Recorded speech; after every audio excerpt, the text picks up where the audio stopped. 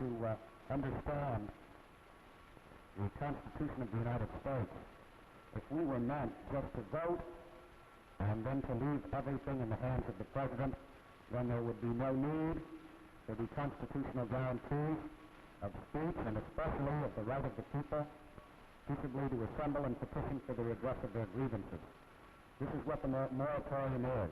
Millions of Americans all over the country assembling to petition for a redress of their greatest grievance, which is, of course, the war in Vietnam.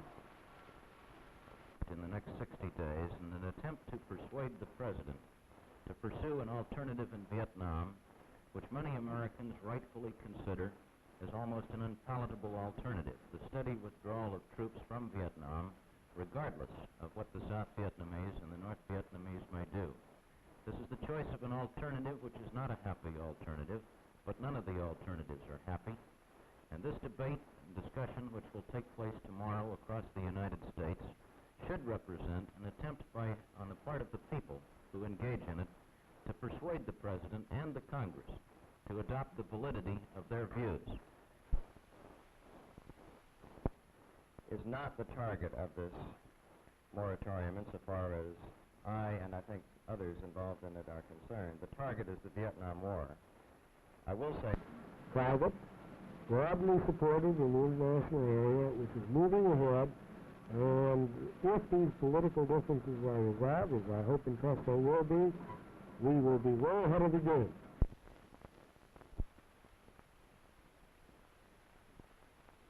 The President now has known war in recent years, and the President shares the anguish of spirit which will be exhibited tomorrow in memory of those who have fallen and in concern over the future course of America. That the President is firmly on his course for peace. His plan is a plan in progress. It is a plan which is the only one, in my judgment, which offers an opportunity to achieve that for which people will be demonstrating. And that is, there is only one negotiator at the top, and if anyone has a better plan than the President, obviously everyone wants to hear it. But no matter whose plan... Gross lack of understanding on the part of a dictatorial regime of the meaning of free expression and open dissent in a free country. The leaders and sponsors of tomorrow's moratorium, public officials, and others leading these demonstrations should openly repudiate the support of a totalitarian government which has on its hands the blood of 40,000 Americans. We strongly support not only the people-to-people program as it presently exists, we hope that it can be expanded more and more to an exchange between the United States and the Soviet Union, between the United States and other Eastern European countries, and eventually we would hope also between the United States and that great potential power of people that exists in mainland China.